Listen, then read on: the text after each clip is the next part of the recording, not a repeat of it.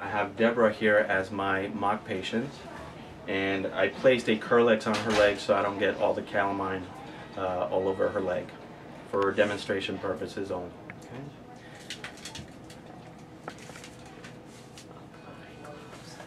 So I'm donning my gloves. This is clean technique, it's not sterile.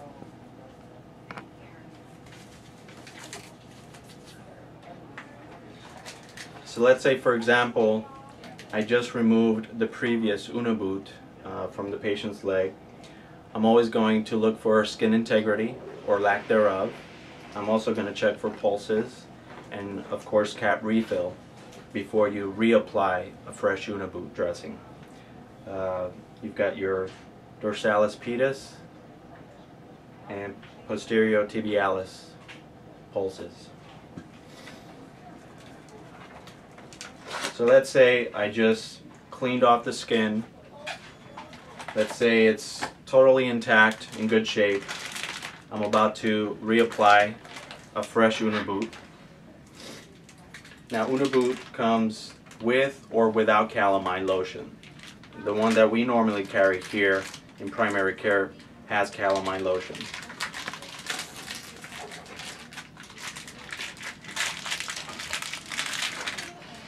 As you can see, very saturated in calamine. So it is very important to start with the wrap at the very bottom of the foot, or let's say at the base of the toes, and you work your way up. It's a spiral wrap, no particular configuration.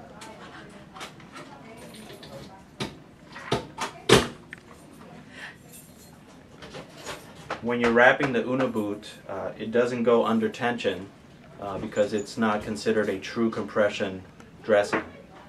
So it goes on rather loosely.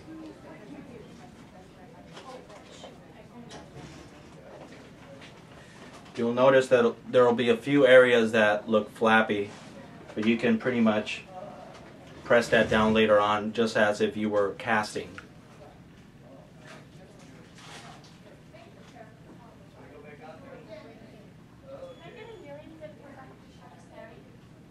So notice I'm not applying any tension.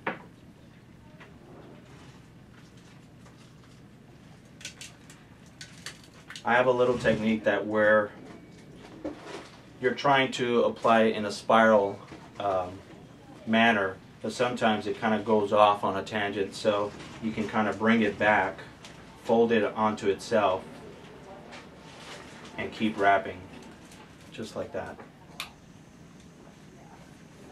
So once you've reached the top, you want to go all the way just below the kneecap. You don't want to stop lower than that because then you wind up with compartment syndrome. In other words, swelling above or below. So once you've reached the top, you never come back down. So at this point, I'm just going to cut the excess UNNA boot.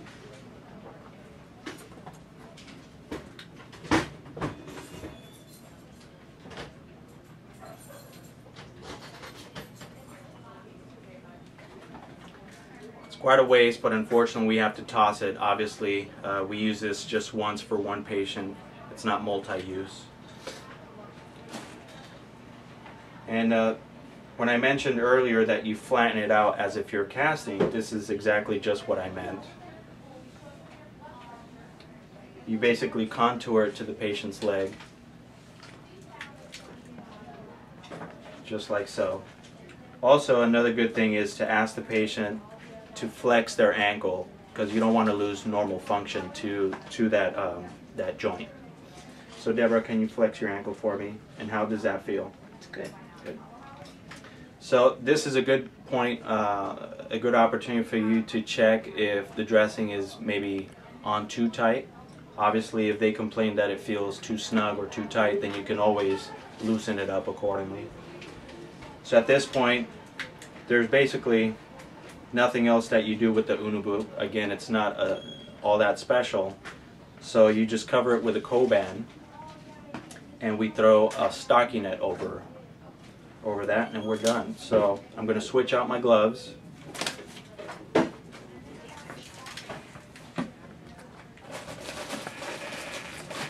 Usually the Coban size is the 4-inch Coban.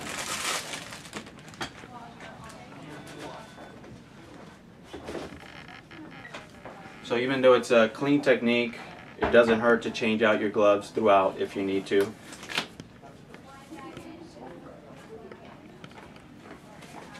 Especially many of these patients come in with wounds, and of course you want to avoid cross-contamination. So when you start with your Coban wrap, you want to start it pretty much at the same starting point as where you started the UNNA Boot. Now the Coban, because it adheres to itself, you have to be very careful not to apply under tension, because if you do apply under tension, it won't give much, so it'll go on way too tight on the patient. So when you pull out, you bring it back in so that there's not as much tension on it. Again, spiral technique.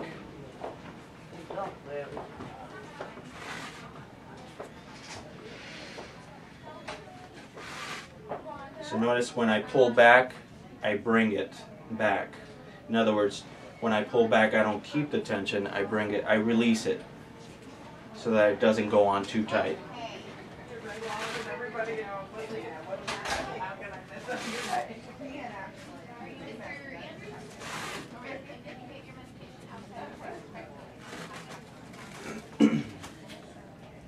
Now for some of our patients who tend to be much larger, you'll wind up running out of the Coban way down here, so it's okay to start another bit of a Coban piece and add it to it.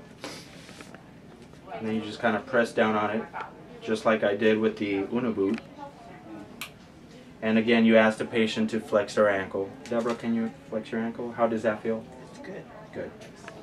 So, as long as your toes are not turning purple, the patient's telling you that it feels good when they flex, you're good to go.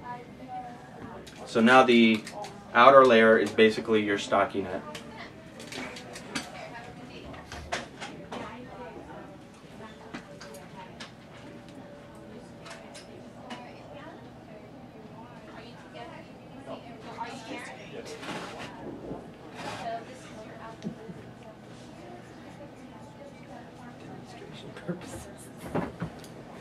So different sizes for the stockinette. My preference, or I usually use the size 6, because you want it to go snug. You don't want it too tight or too loose on the patient.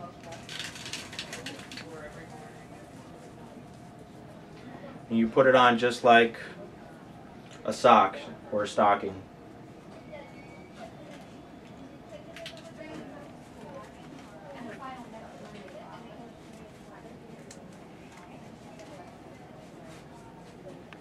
You want it to be just the right amount of length. You don't want it to be obviously too short or too long.